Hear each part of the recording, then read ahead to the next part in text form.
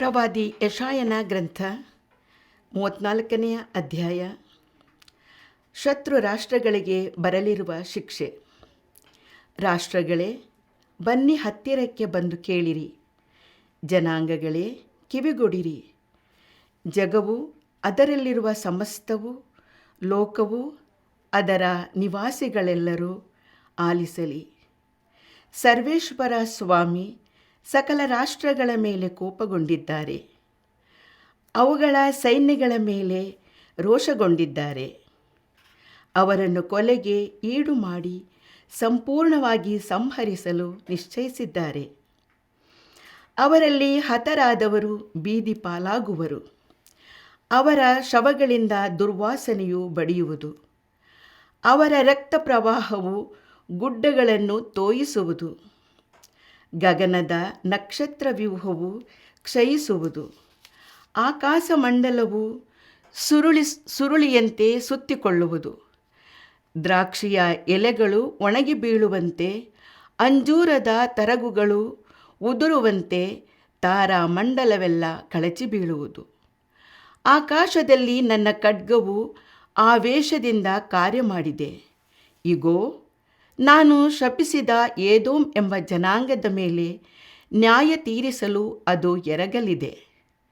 ಸರ್ವೇಶ್ವರ ಸ್ವಾಮಿಯ ಖಡ್ಗವು ರಕ್ತಮಯವಾಗಿದೆ. ಅದು ಕೊಬ್ಬಿನಿಂದಲೂ ಕುರಿಹೋತಗಳ ರಕ್ತದಿಂದಲೂ ಟಗರುಗಳ ಮೂತ್ರಪಿಂಡಗಳ ವಪೆಯಿಂದಲೂ ತುಂಬಿದೆ. ಸರ್ವೇಶ್ವರ ಬೋಚ್ರದಲ್ಲಿ ಈ ಬಲಿಯನ್ನು, ಏದೋಮಿನಲ್ಲಿ ಈ ದೊಡ್ಡ ಸಂಹಾರವನ್ನು ಮಾಡಬೇಕೆಂದಿದ್ದಾರೆ. ಕಾಡು ಕೋಣಗಳಂತೆ, ಹೋರಿಗೂಳಿಗಳಂತೆ ಈ ಯಜ್ಞ ಪಶುಗಳು ಬೀಳುವವು. ನಾಡು ರಕ್ತದಿಂದ ತೋಯಿದಿರುವುದು. ಅಲ್ಲಿನ ಧೂಳು ಕೊಬ್ಬಿನಿಂದ ಜಿಡ್ಡಾಗಿರುವುದು. ಏಕೆಂದರೆ ಸರ್ವೇಶ್ವರ ಮುಯ್ಯಿ ತೀರಿಸುವ ದಿನವೂ ಬಂದಿದೆ. ಸಿಯೋನಿಗೆ ನ್ಯಾಯ ದೊರಕಿಸಿ ಏದೋಮಿಗೆ ದಂಡನೆ ವಿಧಿಸುವ ವರ್ಷವೂ ಒದಗಿದೆ. ಏದೋಮಿನ ತೊರೆಗಳು ಡಾಂಬರಾಗಿ ಹರಿಯುವವು. ಅದರ ಮಣ್ಣು ಗಂಧಕವಾಗುವುದು. ನಾಡೆಲ್ಲ ಉರಿಯುವ ಡಾಂಬರಿನಂತೆ ಇರುವುದು. ಅದು ಹಗಲಿರುಳು ಆರದೆ ಉರಿಯುವುದು. ಅದರ ಹೊಗೆ ನಿರಂತರವಾಗಿ ಏರುತ್ತಿರುವುದು. ನಾಡು ತಲತಲಾಂತರಕ್ಕೂ ಹಾಳು ಬಿದ್ದಿರುವುದು. ಯುಗಯುಗಾಂತರಕ್ಕೂ ಅಲ್ಲಿ ಯಾರೂ ಹಾದು ಹೋಗರು. ಅದು ಹದ್ದುಗಳ, ಮುಳ್ಳು ಹಂದಿಗಳ ಸ್ವಾಧೀನವಾಗಿರುವುದು. ಕಾಗೆ ಗೂಗೆಗಳಿಗೆ ಅದು ಗೂಡಾಗುವುದು. ಸರ್ವೇಶ್ವರ ಹಾಳು ಪಾಳನ್ನೇ ಅದರ ಅಳತೆಗೋಲನ್ನಾಗಿಯೂ ಅಸ್ವಸ್ಥತೆಯನ್ನೇ ಅದರ ಮಟ್ಟಗೋಲನ್ನಾಗಿಯೂ ಮಾಡುವರು. ಅಲ್ಲಿ ಪಟ್ಟಕ್ಕೆ ಪ್ರಮುಖರಾರೂ ಸಿಕ್ಕರು. ನಾಡಿಗೆ ಒಡೆಯರಾರೂ ಇಲ್ಲದಾಗುವರು. ಅಲ್ಲಿನ ಅರಮನೆಗಳಲ್ಲಿ ಕಳ್ಳ ಬಳ್ಳಿಗಳು, ಕೋಟೆಗಳಲ್ಲಿ ಮುಳ್ಳು ಗಿಳ್ಳುಗಳು ಹಬ್ಬಿಕೊಳ್ಳುವವು. ಅದು ಮರಿಗಳಿಗೆ ಗುಹಿಯಾಗಿಯೂ ಗೂಬೆಗಳಿಗೆ ಗುಡಾರವಾಗಿಯೂ ಇರುವುದು. ಕಾಡು ನಾಯಿಗಳು, ತೋಳಗಳು ಅಲ್ಲಿ ಸೇರುವವು. ಕಾಡು ಮೇಕೆ ತನ್ನ ಜೊತೆ ಮೇಕೆಯನ್ನು ಕರೆದು ಕೂಗುವುದು. ಭೂತ ಪ್ರೇತಗಳು ಅಲ್ಲಿ ಹಾಯಾಗಿ ವಾಸ ಮಾಡುವವು. ಹಾರುವ ಹಾವು ಅಲ್ಲಿ ಗೂಡು ಮಾಡಿಕೊಂಡು ಮೊಟ್ಟೆ ಇಕ್ಕಿ ಮರಿ ಮಾಡಿ ರೆಕ್ಕೆಗಳ ಅಡಿಯಲ್ಲಿ ಅವುಗಳನ್ನು ಕೂಡಿಸಿಕೊಳ್ಳುವುದು. ರಣಹದ್ದುಗಳು ಅಲ್ಲಿ ಜೋಡಿ ಜೋಡಿಯಾಗಿ ಸೇರಿಕೊಳ್ಳುವವು. ಸರ್ವೇಶ್ವರ ಸ್ವಾಮಿಯ ಗ್ರಂಥದಲ್ಲಿ ಬರೆದಿರುವುದನ್ನು ಹುಡುಕಿ ಓದಿರಿ. ಆ ಸೃಷ್ಟಿಗಳಲ್ಲಿ ಯಾವುದೂ ಇಲ್ಲದಿರದು. ಎಲ್ಲವೂ ಜೊತೆಯಾಗಿ ಇರುವವು. ಸ್ವಾಮಿಯ ಬಾಯಿಂದ ಅಪ್ಪಣೆ ಆಯಿತು. ಅವರ ಆತ್ಮವು ಅವುಗಳನ್ನು ಒಟ್ಟಿಗೆ ಬರಮಾಡಿತು. ಅವರೇ ಇವುಗಳಿಗೆ ಹಂಚಿಕೊಟ್ಟಿದ್ದಾರೆ. ಅವರ ಕೈಯೇ ನೂಲು ಹಿಡಿದು ನಾಡನ್ನು ಇವುಗಳಿಗೆ ವಿಭಾಗ ಮಾಡಿದೆ. ಅದು ಇವುಗಳಿಗೆ ಶಾಶ್ವತ ಸ್ವತ್ತಾಗುವುದು. ತಲತಲಾಂತರಕ್ಕೂ ಅವು ಅಲ್ಲಿ ವಾಸ ಮಾಡುವವು. ಪ್ರವಾದಿ ಯೆಶಾಯನ ಗ್ರಂಥ 35ನೇ ಅಧ್ಯಾಯ. ಆನಂದಿಸಲಿ ಅರಣ್ಯವು, ಮರುಭೂಮಿಯು, ಹೂಗಳಂತೆ ಹರಳಿ ಹರ್ಷಿಸಲಿ ಒಣನೆಲವು. ಉಲ್ಲಾಸಿಸಲಿ ಅದು ಹುಲುಸಾಗಿ ಹೂ ಬಿಟ್ಟು, ಹೌದು, ಸಂತಸ ಸಂಗೀತ ಹಾಡುವಷ್ಟು. ದೊರಕಲಿ ಅದಕ್ಕೆ ಲೆಬನೋನಿನ ಮಹಿಮೆಯು, ಕಾರ್ಮೇಲಿನ ಮತ್ತು ಶಾರೋನಿನ ವೈಭವವು, ಕಾಣುವವು ಸರ್ವೇಶ್ವರನ ಮಹಿಮೆಯನ್ನು, ನೋಡುವವು ಇವೆಲ್ಲ ನಮ್ಮ ದೇವರ ವೈಭವವನ್ನು. ಜೋಲು ಬಿದ್ದ ಕೈಗಳನ್ನು ಬಲಗೊಳಿಸಿರಿ, ನಡುಗುವ ಕಾಲುಗಳನ್ನು ದೃಢಗೊಳಿಸಿರಿ. ಚಂಚಲ ಹೃದಯರಿಗೆ ಹೀಗೆಂದು ಹೇಳಿ, ಭಯಪಡಬೇಡಿ, ಎದೆಗುಂದಬೇಡಿ. ಬರುವನು ಆ ದೇವನು ಮೊಯ್ಯ ತೀರಿಸಲು, ಬರುವನು ಆ ದೇವನು ಪ್ರತೀಕಾರವೆಸಗಲು. ತಾನೇ ಬರುವನು ನಿಮ್ಮನ್ನು ರಕ್ಷಿಸಲು. ಕುರುಡರ ಕಣ್ಣು ಕಾಣುವುದಾಗ, ಕಿವುಡರ ಕಿವಿ ತೆರೆಯುವುದಾಗ, ಜಿಗಿಯುವನು ಕುಂಟನು ಜಿಂಕೆಯಂತೆ, ಹಾಡುವನು ಮೂಕನ ನಾಲಿಗೆ ಹರ್ಷಗೀತೆ. ಒರತೆಗಳು ಒಡೆಯುವವು ಅರಣ್ಯದಲ್ಲಿ, ನದಿಗಳು ಹುಟ್ಟಿ ಹರಿಯುವವು ಒಣನೆಲದಲ್ಲಿ. ಸರೋವರವಾಗುವುದಾ ಉರಿಗಾಡು, ಬುಗ್ಗೆಯಾಗುವುದಾ ಭುವಿ ಬರಡು. ನರಿಗಳು ನಿವಾಸಿಸುವ ಗುಹೆಗಳು ಆಗುವವು ಹುಲುಸಾದ ಹುಲ್ಲುಗಾವಲುಗಳು. ಅಲ್ಲಿರುವುದೊಂದು ರಾಜಮಾರ್ಗ, ಅದೆನಿಸಿಕೊಳ್ಳುವುದು ಪವಿತ್ರ ಮಾರ್ಗ.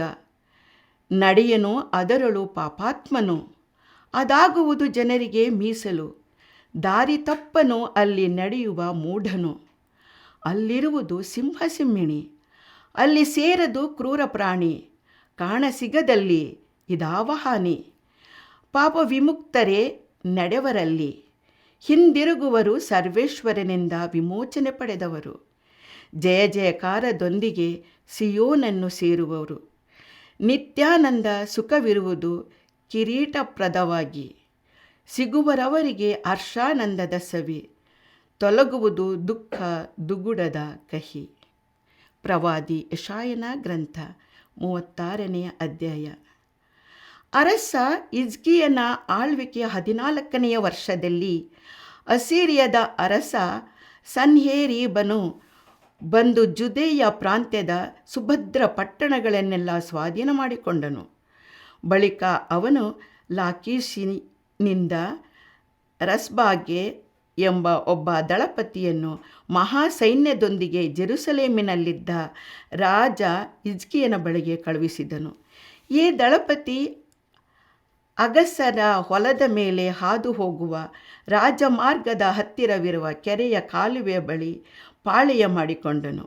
ಆಮೇಲೆ ಹಿಜ್ಕೀಯನ ಮಗನೂ ರಾಜಗೃಹಾಧಿಪತಿಯೂ ಆದ ಎಲ್ಕೀಮನು, ಕಾರ್ಯದರ್ಶಿಯಾದ ಶೆಬ್ನ ಮತ್ತು ಆಸಾಫನ ಮಗನೂ ಮಂತ್ರಿಯೂ ಆಗಿದ್ದ ಯೋವ ಎಂಬ ಮೂವರು ಅಲ್ಲಿಗೆ ಬಂದರು. ದಳಪತಿ ಅವರಿಗೆ, ನೀವು ಹೋಗಿ ಅಸಿರಿಯದ ಮಹಾರಾಜನ ಈ ಮಾತುಗಳನ್ನು ಹಿಜ್ಕೀಯನಿಗೆ ತಿಳಿಸಿರಿ. ನಿನ್ನ ಭರವಸೆಗೆ ಆಧಾರವಾದರೂ ಏನು? ಯುದ್ಧಕ್ಕೆ ಬೇಕಾದ ವಿವೇಕ ಹಾಗೂ ಶಕ್ತಿ ಉಂಟೆಂಬ ನಿನ್ನ ಮಾತು ಬರಿಮಾತಾಯಿತು ಎಂದು ನಾನು ಹೇಳಬಲ್ಲೆ.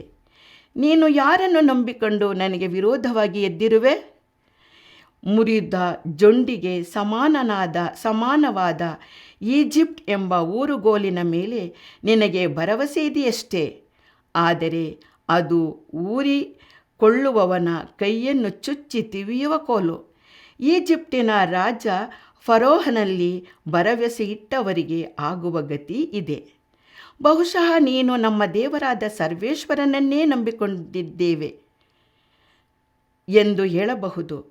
ಹಿಜ್ಕೀಯನು ಇದೇ ಬಲಿಪೀಠದ ಮುಂದೆ ಆರಾಧನೆ ಮಾಡಬೇಕು ಎಂದು ಯಹೂದ್ಯರಿಗೆ ಮತ್ತು ಜೆರುಸಲೇಮಿನವರಿಗೆ ಆಜ್ಞಾಪಿಸಿ, ಆ ಸರ್ವೇಶ್ವರ ಸ್ವಾಮಿಯ ಪೂಜಾ ಸ್ಥಳಗಳನ್ನು, ಬೇರೆ ಎಲ್ಲ ಬಲಿಪೀಠಗಳನ್ನು ಹಾಳು ಮಾಡಿದನಲ್ಲವೇ? ಆದುದರಿಂದ ಬಂದು ನನ್ನ ಒಡೆಯನಾದ ಅಸಿರಿಯದ ಅರಸನೊಂದಿಗೆ ಒಂದು ಒಪ್ಪಂದ ಮಾಡಿಕೊ. ಅವನು ನಿನಗೆ 2,000 ಕುದುರೆಗಳನ್ನು ಕೊಡುವನು. ಅವುಗಳ ಮೇಲೆ ಕೂರುವಷ್ಟು ಮಂದಿ ಸವಾರರೂ ನಿನಗಿದ್ದಾರೋ? ಇದು ಕೂಡ ನಿನಗೆ ಅಸಾಧ್ಯವಾದರೆ ನನ್ನ ಒಡೆಯನ ಸೇನಾಪತಿಗಳಲ್ಲಿ ಅತ್ಯಲ್ಪನನ್ನಾದರೂ ಸೋಲಿಸುವುದು ಹೇಗೆ? ರಥಾಶ್ವ ಬಲಗಳಿಗಾಗಿ ಈಜಿಪ್ಟಿನವರನ್ನು ನೀನು ನಂಬಿಕೊಂಡಿರುವಂತೆ ಕಾಣುತ್ತದೆ. ಈ ನಾಡನ್ನು ಹಾಳು ಮಾಡುವುದಕ್ಕೆ ಸರ್ವೇಶ್ವರ ಸ್ವಾಮಿಯ ಒಪ್ಪಿಗೆ ಇಲ್ಲದೆ ಇಲ್ಲಿಗೆ ನಾನು ಬಂದೆನೆಂದು ನೆನೆಸುತ್ತೀಯೋ? ಇಲ್ಲಿಗೆ ಬಂದು ಇದನ್ನು ಹಾಳು ಮಾಡಿಬಿಡಿ ಎಂದು ಆ ಸರ್ವೇಶ್ವರ ಸ್ವಾಮಿಯೇ ನಿನಗೆ ಆಜ್ಞೆ ಮಾಡಿದ್ದಾರೆ ಎಂದು ಈ ಮಾತುಗಳು ಅರಸನ ಮಾತುಗಳೆಂದು ಹೋಗಿ ತಿಳಿಸಿರಿ ಎಂದನು. ಆಗ ಎಲ್ಯಾಕೀಮ್, ಶೆಬ್ನ ಮತ್ತು ಯೋವ ಎಂಬವರು ಆ ದಳಪತಿಗೆ, ದಯವಿಟ್ಟು ನಿನ್ನ ಸೇವಕರಾದ ನಮ್ಮೊಡನೆ ಆರಾಮಾಯಿಕ ಭಾಷೆಯಲ್ಲಿ ಮಾತನಾಡಿ, ಅದು ನಮಗೆ ಅರ್ಥವಾಗುತ್ತದೆ. ಆದರೆ ಹೀಬ್ರೂ ಭಾಷೆಯಲ್ಲಿ ಮಾತನಾಡಬೇಡಿ, ಅದು ಪೌಳಿಗೋಡೆಯ ಮೇಲಿರುವ ಎಲ್ಲರಿಗೂ ಅರ್ಥವಾಗುತ್ತದೆ ಎಂದರು. ಅದಕ್ಕೆ ಆ ದಳಪತಿಯು, ನನ್ನ ಯಜಮಾನನು ನಿಮ್ಮ ಸಂಗಡವಾಗಲಿ ಮತ್ತು ನಿಮ್ಮ ಒಡೆಯರ ಸಂಗಡವಾಗಲಿ ಮಾತ್ರ ಮಾತನಾಡಬೇಕೆಂದು ನನ್ನನ್ನು ಕಳುಹಿಸಲಿಲ್ಲ. ಈ ಗೋಡೆಯ ಮೇಲೆ ಕುಳಿತಿರುವ ಜನರ ಸಂಗಡವೂ ಮಾತನಾಡುವುದಕ್ಕಾಗಿ ಕಳುಹಿಸಿದ್ದಾರೆ. ಈ ಜನರು ನಮಗೆ ವಿರುದ್ಧವಾಗಿ ಹೋರಾಡಿದರೆ ನಿಮ್ಮ ಹಾಗೆ ಇವರೂ ಕೂಡ ತಮ್ಮ ಸ್ವಂತ ಮಲಮೂತ್ರವನ್ನು ತಿಂದು ಕುಡಿಯಬೇಕಾಗುತ್ತದೆ ಎಂದು ಉತ್ತರ ಕೊಟ್ಟನು. ಬಳಿಕ ಆ ದಳಪತಿಯು ಆ ಗೋಡೆಯ ಮೇಲೆ ನಿಂತಿದ್ದವರನ್ನು ಉದ್ದೇಶಿಸಿ ಹಿಬ್ರೂ ಭಾಷೆಯಲ್ಲಿ, ನೀವು ಅಸೀರಿಯದ ರಾಜಾದಿರಾಜನ ಮಾತನ್ನು ಕೇಳಿರಿ. ಹಿಜ್ಕೀಯನ ಮಾತನ್ನು ಕೇಳಿ ಮೋಸ ಹೋಗಬೇಡಿ. ನಿಮ್ಮನ್ನು ಬಿಡಿಸಲು ಅವನಿಂದಾಗದು. ಹಿಜ್ಕೀಯನು ನಿಮಗೆ, ಸರ್ವೇಶ್ವರ ಸ್ವಾಮಿಯಲ್ಲಿ ನಂಬಿಕೆಯಿಡಿ, ಅವರು ನಿಮ್ಮನ್ನು ಹೇಗಾದರೂ ಮಾಡಿ ರಕ್ಷಿಸುವರು.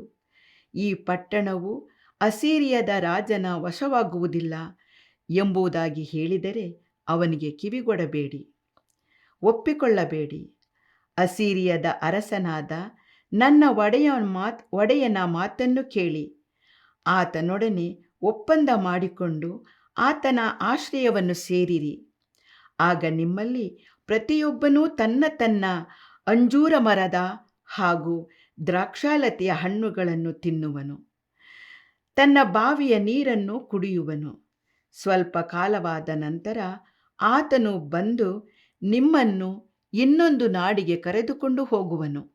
ಅಲ್ಲಿ ಧಾನ್ಯ, ದ್ರಾಕ್ಷಾರಸ, ಆಹಾರ, ದ್ರಾಕ್ಷಿ ತೋಟ ಇವು ಸಮೃದ್ಧಿಯಾಗಿರುವವು, ನಿಮ್ಮ ನಾಡಿಗೆ ಸರಿ ಸಮಾನವಾಗಿರುವವು. ಸರ್ವೇಶ್ವರ ನಮ್ಮನ್ನು ರಕ್ಷಿಸುವರು ಎಂಬ ನಂಬಿಕೆಯನ್ನು ಹಿಜ್ಕೀಯನು ನಿಮ್ಮಲ್ಲಿ ಮೂಡಿಸದಂತೆ ಎಚ್ಚರಿಕೆಯಾಗಿರಿ. ಯಾವ ರಾಷ್ಟ್ರದ ದೇವರುಗಳು ತಾನೇ ಅಸೀರಿಯದ ಅರಸನ ಕೈಯಿಂದ ನಾಡನ್ನು ಬಿಡಿಸಿಕೊಂಡಿದ್ದಾರೆ? ಅಮಾತ್, ಅರ್ಫಾದ್, ಸೆಫರ್ವಾಯಿಮ್ ಎಂಬ ಊರುಗಳ ದೇವರುಗಳು ಏನಾದರೂ? ಅವರು ಸಮಾರ್ಯವನ್ನು ನನ್ನ ಅರಸನ ಕೈಯಿಂದ ಬಿಡಿಸಿಕೊಂಡರೋ? ಯಾವ ರಾಷ್ಟ್ರದ ದೇವರುಗಳು ತಮ್ಮ ನಾಡನ್ನು ನನ್ನ ಅರಸನ ಕೈಯಿಂದ ಬಿಡಿಸಲಾರದೆ ಹೋದ ಮೇಲೆ ಸರ್ವೇಶ್ವರ ಜೆರುಸಲೇಮನ್ನು ಆತನ ಕೈಯಿಂದ ಬಿಡಿಸಿ ಕಾಪಾಡಲು ಸಾಧ್ಯವೋ ಎಂದು ಕೇಳಿದನು. ಆ ಸೇನಾಪತಿಗೆ ಯಾವ ಉತ್ತರವನ್ನು ಕೊಡಬಾರದೆಂದು ರಾಜ ಹಿಜ್ಕೀಯನು ಆಜ್ಞಾಪಿಸಿದ್ದರಿಂದ ಆ ಮೂವರು ಏನನ್ನೂ ಹೇಳದೆ ಸುಮ್ಮನಿದ್ದರು. ಬಳಿಕ ಇಲ್ಕೀಯನ ಮಗನು ರಾಜ ಗೃಹಾಧಿಪತಿಯೂ ಆಗಿದ್ದ ಎಲ್ಯಾಕೀಮ್, ಕಾರ್ಯದರ್ಶಿ ಶೆಬ್ನ, ಆಸಾಫನ ಮಗನೂ ಮಂತ್ರಿಯೂ ಆಗಿದ್ದ ಯೋವ ಎಂಬವರು ಸಿಟ್ಟಿನಿಂದ ಬಟ್ಟೆಗಳನ್ನು ಹರಿದುಕೊಂಡು ಅರಸ ಹಿಜ್ಕೀಯನ ಬಳಿಗೆ ಬಂದು ಅವನಿಗೆ ಆ ಸೇನಾಪತಿಯ ಮಾತುಗಳನ್ನು ತಿಳಿಸಿದರು.